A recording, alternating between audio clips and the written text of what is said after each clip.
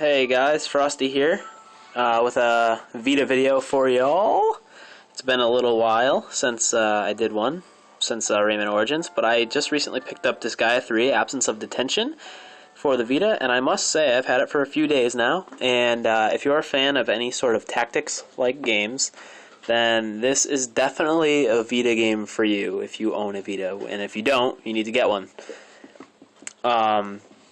First off, I'd like to say by tactics game, comparatively to something like Final Fantasy Tactics, there's a lot more content and details in this game than there were in those games.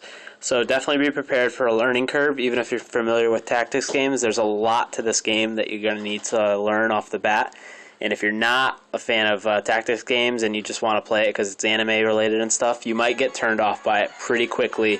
But the learning curve is definitely there, and it's definitely a pretty long curve. But if you do want to learn a tactics game, the anime humor and the story behind the game is pretty funny. So if you can get through, with the comedy and everything, then you could definitely squeeze by and enjoy the game. So this is essentially a remake of the PS3 Disgaea 3 with a few added features such as some new chapters and some new characters.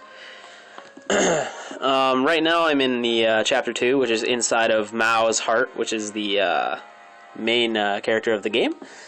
I'm not really gonna do much of the game itself. I just kind of want to show you the features, the different things you can do in this game, really quickly. First, we'll start off by going to our home room. Now, the home room in this game is essentially like your battle room, where you organize your team and create characters and pick classes and all that stuff. So it's called a classroom because the game takes place. The main hub of the game it takes place in a school. The Netherworld school. So when you go to your classroom is basically where you have your team. Everyone sitting at the desk is a part of your team. You have different classes. As you see when I walk around to each character here. It's very fast. I don't know if the volume is too low or what. I don't want to drown my voice out with the music of the game, but it is a pretty upbeat anime-style music. Basically, the seating in the classroom actually plays an important role of your team. Characters that sit next to each other, become friends, and by doing so, it allows them to do team combos during battle much easier if those two people are standing next to each other. Also, there are different clubs. If you go to Assign Club, there's different clubs that you can assign different players to during the game, and the different clubs will give them different abilities based on the description of the certain club, such as the Robber Shop. Characters that are in this club will gain 50% of the mana gained by students sitting next to them. So what I did with my characters is I put those people in that club in the middle, and I sat everyone else around them. So no matter who gets a kill, they all get the mana for it. That's just one of many different examples of how the clubs will utilize seating positions in the classrooms and how you can build up your team.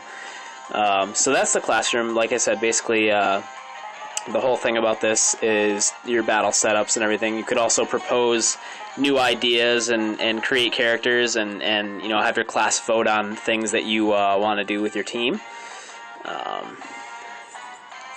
Your mana you also spend to do other things with your characters, such as acquiring more expensive things from stores. You could reincarnate them to make them more strong at level 1 and continue to level them. A bunch of really cool shit. There's so much to this game. It's outrageous how much content is in this game, which is another reason. If you like anime-style games, if you like tactics games, in general, I think you're going to get, unless you import something from Japan, you're going to get way more playtime out of this than any other current Vita title that's out right now. That goes without saying. There's hours and hours and hours in this game. There's so much stuff to do. It's absurd. So we'll go back here. Now, obviously, there's things like in a normal game. You can go to the stores. You can buy weapons, armor, You can learn abilities from this guy here for your different characters.